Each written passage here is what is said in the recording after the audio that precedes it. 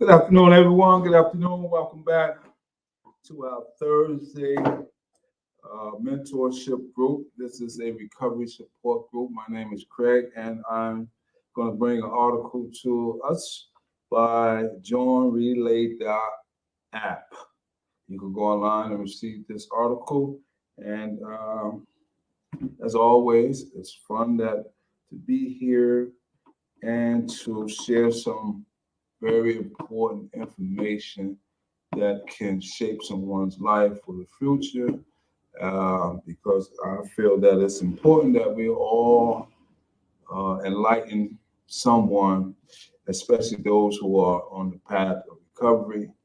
And so to give them a better start, a good look on how they can approach their sobriety without too many bridges or hurdles to cross. All right. So let's get right into it. Today's title brought to us. We're going to be talking about developing coping skills for drug addiction. Right. This is our mentorship recovery support. And yes, we're talking about developing coping skills. All right. A lot of times there are adverse coping skills, and then there are productive coping skills. All right. And so, yes, I don't see no one logging in yet. And so this article starts off by stating dabbling in paints, watercolor, going for a brisk run, mastering a new recipe, and finding serenity on a yoga mat. These are the tools in the toolbox of recovery for those dealing with addiction, right? These activities aren't just pastimes, they're lifelines. They offer strength to those navigating recovery and sobriety, all right? So that's the synopsis of this article. And so the first topic of discussion we want to share, and that is understanding drug addiction, all right? We may think we know some things about it, then comes along a new study that's enlightened us to a new perspective, right? So understanding drug addiction. This article states, drug addiction is a chronic disease characterized by compulsive drug seeking and use despite the harmful consequences. All right, I can attest to that myself. It affects the brain's reward system, leading to intense cravings and a loss of control over drug use. Substance abuse can have devastating effects on an individual's physical health, mental well-being, relationships, and overall quality of life, right? And so there's many factors to consider, many things that can go awry due to drug use and the disease of it. The second topic of discussion, this article says, brings to us the importance of coping skills for drug addiction. The importance of coping skills for drug addiction. All right? It says developing coping skills for drug addiction can be challenging, but it is important. These skills help individuals manage stress, navigate triggers, and resist the urge to relapse. By building a repertoire of healthy coping mechanisms, individuals can enhance their resilience and improve their chances of maintaining sobriety in the long term. All right, and so benefits of healthy coping skills. What are they? Healthy coping skills provide numerous benefits for individuals in recovery. They help individuals reduce stress and anxiety, manage cravings and triggers, improve emotional well-being, enhance problem-solving abilities, increase self-awareness and self-control, and strengthen relationships and social support network. These are the benefits of healthy coping skills. Another one is recognizing unhealthy coping mechanism. Unhealthy coping mechanism come in various forms, each presenting its own set of challenges. Some individuals may turn to substance abuse or experience relapse, finding solace in temporary escapism rather than addressing underlying issues. Others may retreat into isolation, cutting off social interactions and diminishing support networks crucial for recovery. Engaging in self-destructive behaviors or denying the existence of problems can further exacerbate difficulties, prolonging the journey toward healing, right? So if you are someone who needs to speak to someone, it's always good to have a trusted friend or family member or uh, a professional person who you can reach out to because uh, isolating oneself in some type of solace, as the uh, article talks about, may cause more harm than good because we're talking about recognizing unhealthy coping mechanisms. Additional excessive resilience on technology or distractions may offer fleeting reprieves, but ultimately hinder genuine introspection and growth. Recognizing these patterns is vital for individuals striving to cultivate healthier coping strategies and navigate the complexities of recovery, right? So that is some of the challenges that one may face uh, if we're not dealing with our coping mechanism in a healthy way. The next topic of discussion, building a strong support system. This is so good. Having a strong support system is crucial for individuals and recovery. A support system provides encouragement, understanding, and accountability during challenging times. It can consist of friends, family members, support groups, sponsors, therapists, and other individuals who understand the recovery journey. These entities that I just mentioned of or just read, I can read it again. It says it can consist of, we're talking about building a strong support system. It can consist of friends, family members, support groups, sponsors, therapists, and other individuals who understand the recovery journey, such as a certified peer recovery coach, such as myself. All right? All right. And so the power of social support. Social support plays a significant role in recovery from drug addiction. It provides individuals with a sense of belonging, understanding, and validation. Social support can offer emotional support during difficult times, provide a safe space for sharing experiences and feelings, promote accountability and motivation, reduce feelings of loneliness and isolation, serve as a reminder of the importance of sobriety. That is the power of social support. Identifying trusted allies. This is key. When establishing a robust support system, it's crucial to surround yourself with individuals who demonstrate trustworthiness, empathy, and unwavering encouragement for your journey toward recovery, right? And so it's always good to have some trusted allies, those who you can identify with.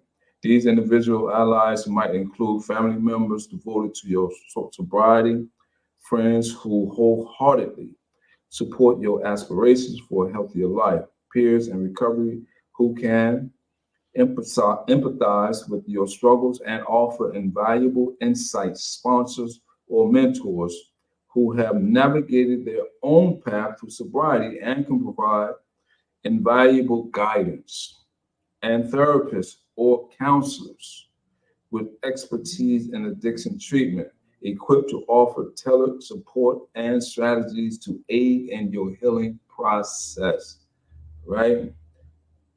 Also, assembling this network of understanding and compassionate individuals creates a foundation of support to lean on during challenging times and celebrate victories along the path to a brighter future. It's always good to be able to uh, have someone that you're able to relate with, people who are going to give you positive feedback, who's going to let you know whether or not you are on the right path. And encouraging words is always helpful uh, when it comes to trusted allies.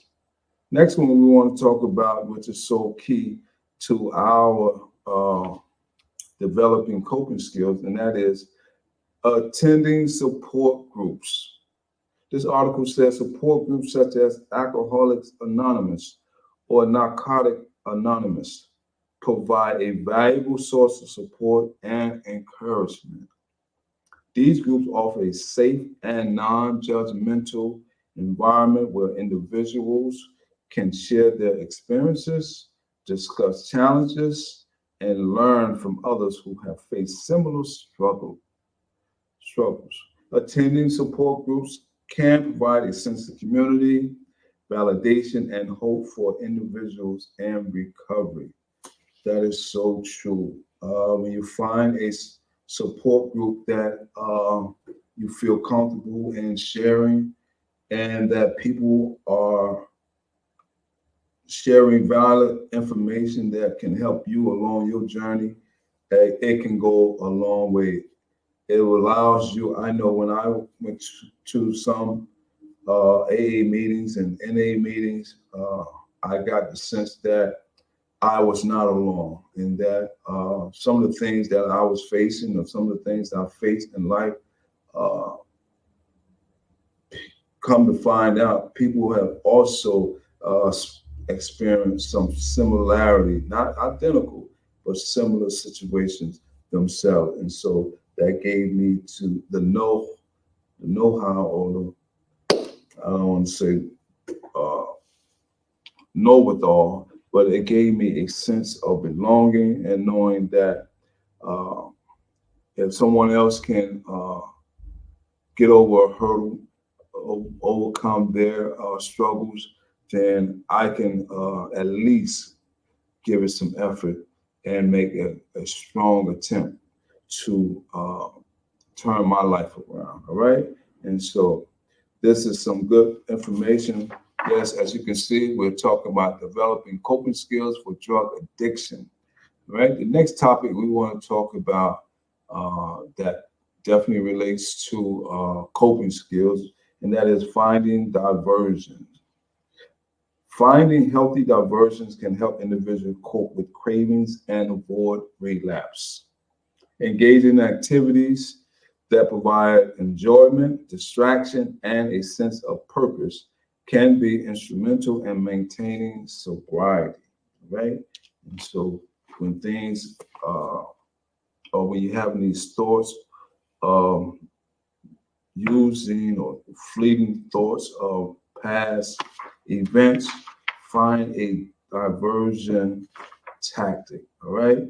And one of them is distracting yourself from craving. Cravings can be intense and challenging to manage. Finding healthy ways to distract yourself during cravings can be an effective coping strategy. Consider engaging in activities such as going for a walk or engaging in physical exercise. All right.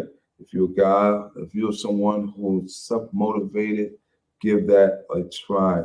Oftentimes, when we find ourselves self-motivated to do something, especially something that we like and enjoy and is productive, I suggest, just me, I know when I find myself being so self-motivated and doing something, whether reading a good book, I I just take charge and go with the flow. All right.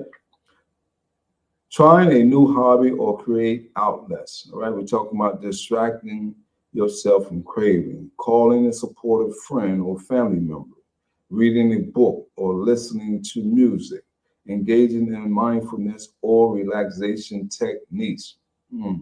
practicing deep breathing exercise, right? There's a host of things that we can find or we can turn to. And I'm not saying that it's easy. Just give it a try. But when you make an attempt at something, and whether you fail or succeed, at least you know you have given it an effort, right? And that you have put your best foot forward, and that you're not a someone who just don't want to turn the situation around. So resiliency is very important. I know that a lot of us have that in us. We just got to find the right niche, the right thing that we enjoy to turn things around. The next one is engaging in physical activities. Physical activities not only improve physical well-being, but also contribute to mental and emotional well-being.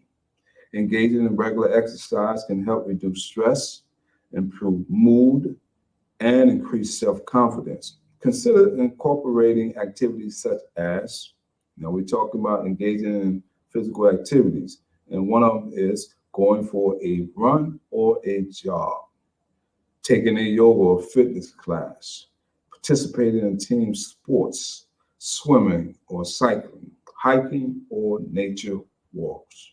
All right. And so out here where I reside, there are many, I want to say, parks or trails out here that if that's something that you enjoy, give it a try. I mean, I did a couple of them, and it was very interesting. And so it's just amazing when you're out on a trail or nature walk, as this article describes it. You begin to see all types of things in the nature. And so, yeah, I had enjoyed it. Exploring creative outlets. Engaging in creative activities can provide a sense of fulfillment and purpose, right? We're still talking about diversion, finding diversion. And so another one is exploring creative outlets, which this article says engaging in creative activities can provide a sense of fulfillment and purpose. Creative outlets allow individuals to express themselves, reduce stress, and cultivate a sense of joy. Consider exploring activities such as painting or drawing, writing or journaling, playing a musical instrument, sculpting or pottery, cooking or baking, gardening or flowering arrangement. All right. And so a lot of this stuff is very therapeutic, if I must add, because when you're doing something that take your mind away from a stressful or put you in a positive mood, then most of the time those activities, I believe, are very therapeutic. All right. The next topic we want to share today, and that is avoid triggers. If you haven't heard about triggers, craving, and urges, well, this one, we just talked about the craving aspect. Now the article inform us about avoiding triggers. Avoiding triggers is an essential aspect of maintaining sobriety. Triggers are people, places, or things that can evoke cravings and lead to relapse. By identifying and avoiding triggers, individuals can protect their recovery progress. Let me read that again. I don't want to speed read it. The article says, and now we're talking about avoiding triggers. The article says by identifying and avoiding triggers, individuals can protect their recovery progress, right? And so if you're able to identify, you're able to tell on it, okay? And so if you were able to identify what were some of the things that trip you up, what are some of the things that led to your downfall, once you're able to identify them and put them in the right perspective, and then you're able to move forward. We're talking about developing coping skills today, right? And so another aspect of avoiding triggers is recognizing people, places, and things, right? Be mindful of potential triggers that could lead to cravings or temptations. These triggers may encompass individuals engaged in substance use, environment, remnants of past drug use, sensory cues linked to drug consumptions, right? Stressful circumstances or negative emotions, and social settings where substance use is commonplace. Identifying these triggers allow for proactive measures to minimize their impact and maintain focus on your journey towards sobriety. Another aspect of avoiding trigger is developing an escape plan. Having a plan to escape from triggering situations can be crucial in maintaining sobriety. Consider developing an escape plan that includes: number one, identifying alternative routes or exit from triggering environments. Two, having a trusted friend or family member on standby to support you in challenging situations. Three, carrying a list of emergency contact numbers for supportive individuals or helpline. And number four, practicing relaxation techniques or mindfulness exercise to manage stress or craving. All right. So, yeah, that's topic was avoiding triggers. This topic right here, we want to talk about embracing a healthy lifestyle. The article says a healthy lifestyle is a coping skills for drug addiction and can significantly impact an individual's ability to cope with stress and maintain sobriety. By prioritizing self-care, individuals can enhance their overall well-being and resilience, right?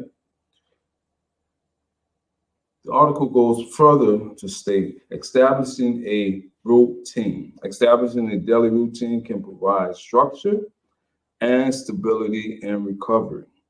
A routine helps individuals stay focused, all right, manage time effectively, and maintain healthy habits, all right? Consider incorporating activities such as waking up and going to bed at consistent times, right? We're talking about routine. This is key. This is vital. It works for me. I was in a structured environment under the Department of Correction, and so a lot of times I develop a routine. I develop uh, a habit of doing certain things at a certain way at a certain time, because most of the time everything was set in a structured format, and so that kind of carried over in my recovery, because a lot of things that I think is important, especially when we're thinking about employment, because a lot of times when we have to be at our place of employment, one key thing about staying employed is being coming to work and being on time. And so I try to uh, develop that practice uh, in my work, in the field of work that I am employed in. So I think going to bed, I utilize that early at a certain time and waking up at a certain time. That's just me. Whatever works for you, utilize it. But these are some uh, healthy lifestyle, and we're talking about embracing a healthy lifestyle. And so one of them is establishing routines. All right. And so the next one talks about scheduling regular meals and snacks. Ain't too good at that. Setting aside time for exercise or physical activity. I'm not good at that. Allocating time for relaxation and self-care. I'm getting better at that. Prioritizing responsibility and tasks. Getting better at that as well. Incorporating hobbies or activities that bring joy and fulfillment. I always wanted to develop a hobby, and so I would like to call him a good friend, a good guy who developed a hobby, or he's not developed a hobby, but he's has a hobby of um, navigating drones. All right, and so we was at this big picnic for marriage couples, me and my wife, and the gentleman, he was out there with his wife and his brother and his wife, and so they had this big drone, and so I was just like inquisitive about, man, that's nice how you operate it, and so he decided to let me borrow his small, I want to say starter kit drone, and so and I have took the liberty to start learning how to navigate a drone as a hobby, because I think it's therapeutic for me. I just think it just give me some time to have my little, I don't want to say my little young thing going, with activity, but just being active and having something that you enjoy or finding. I'm a guy who like to play chess, and so if there's some good chess players out there, if you're watching this, if you're in the area, let me know, and we'll see who got the best hand. All right, enough of me babbling on. All right, the article continued on by stating adequate sleeping is crucial for physical and mental well-being. Poor sleep can increase stress levels and diminish the ability to cope effectively. All right, prioritize your sleep to better cope with your drug cravings. The more tired you are, the easier the easier it will be to give in. All right. And so proper nutrition is also essential in supporting physical and mental health during recovery. Nourishing your body with a balanced diet provides energy, promotes overall well-being, and helps regulate mood. Plus, learning a new recipe can be empowering and fun, and a healthy distraction from drug craving. A well-nourished body and brain will help you to process your recovery better and enjoy a drug-free life more. All right. Regular physical exercise also has numerous benefits for individual and recovery. Exercise not only improves physical health, but also enhances mood, reduces stress, and increases resilience. Oh, wow. This is some vital information. We're talking about developing coping skills for drug addiction. This is our mentorship recovery support. All right. And so these are some key tools that one can utilize in their day-to-day activity. The next one, we want to talk about practicing mindfulness and meditation. All right. Now we get into some good, I want to say, some good habits. All right. This is some good habit. Practicing mindfulness and meditation. Mindfulness and meditation are powerful practices that can support individuals and recovery.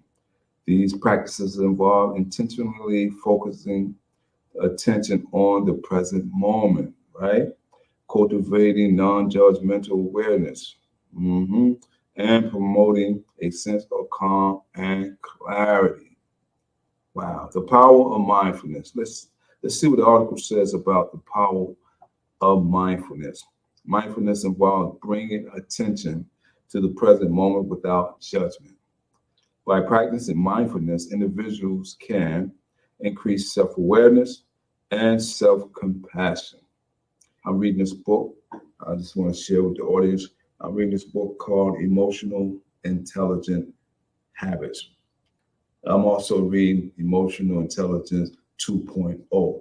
And so it talks about the importance of competency and some of the there's 4 components that the book make mention of emotional competency, emotional intelligence, and that is, they call it EQ. All right, not IQ, let's talk about EQ.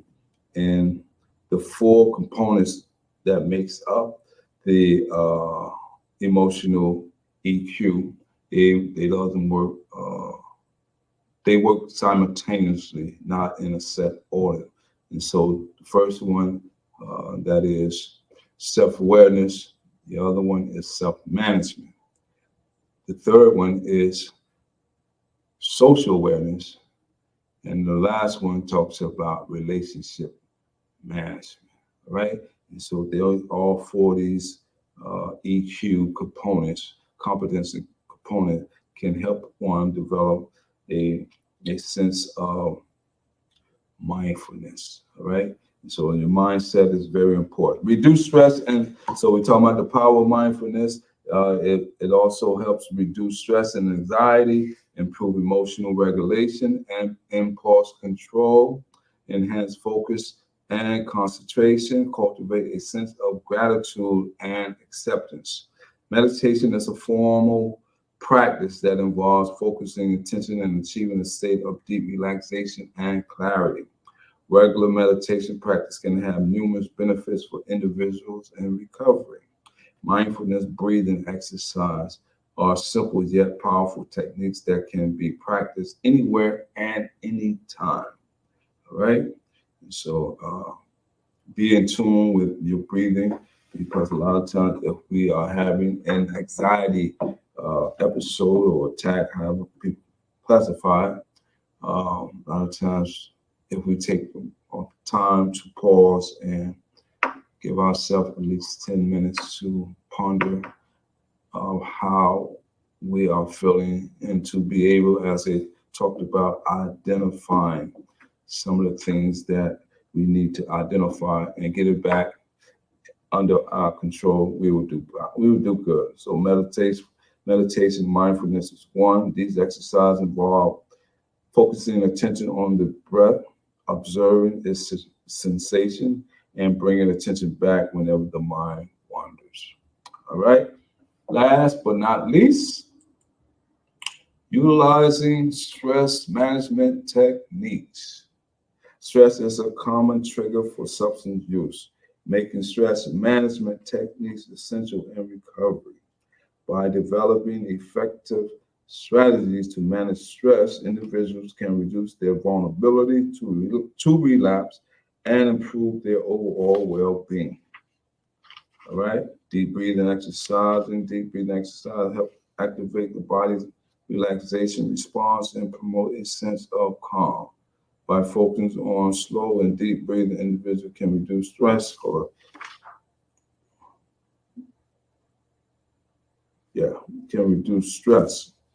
all right, and anxiety, uh, lower heart rate and blood pressure, increase oxygen flow to the brain, enhance relaxation and mental clarity. Progressive muscle relaxation, all right? Progressive muscle relaxation involves tensing and then relaxing different muscle groups throughout the body. All right, this technique help release physical tension and promote relaxation. By practicing progressive muscle relaxation, individuals can reduce muscle tension and pain, enhance physical and mental relaxation, improve sleep quality, reduce symptoms of anxiety and stress. Journaling and expressive writing. All right, journaling and expressive writing can be powerful tools for self-reflection, emotional processing, and stress reduction. By putting thoughts and emotions onto paper, individuals can. Okay, as you notice, this is talking a whole lot about the physical and mental and psychological aspect of recovery.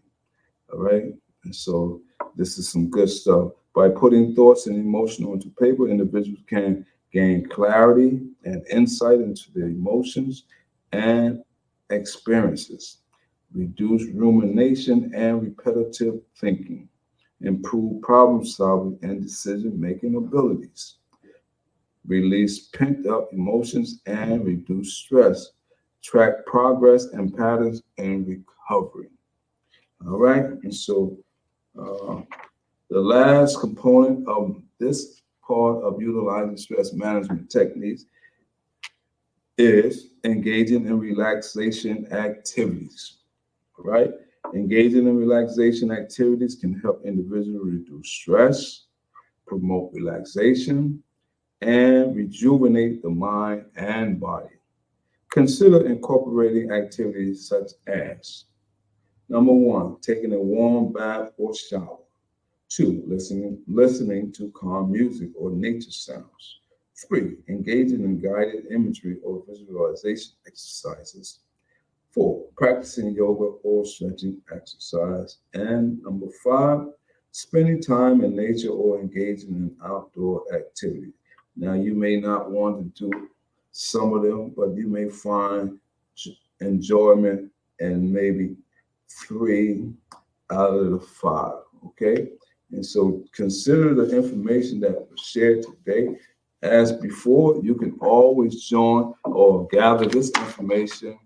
Go online to joinrelay.app. This is I want to say, a helpful uh, article that assists in learning coping skills or developing, right? Well, learning, developing coping skills for drug addiction, right? There's a lot to learn, but trust me, you don't have to use all of them at the same time, but you can get a lot of insight on not only the addiction, but also who you are as a human being, what you like, some of the things that you can use to get some old habits out, bring in some new habits, and move forward and share some information with others and gather new friends and get rid of old friends who are not on the same path that you are on in your recovery journey. So that's it for me. My name is Craig, and I enjoy being able to share some information online. Whoever watching it, I hope you're able to get something out of it because I sure did. All right. Until the next time, take care.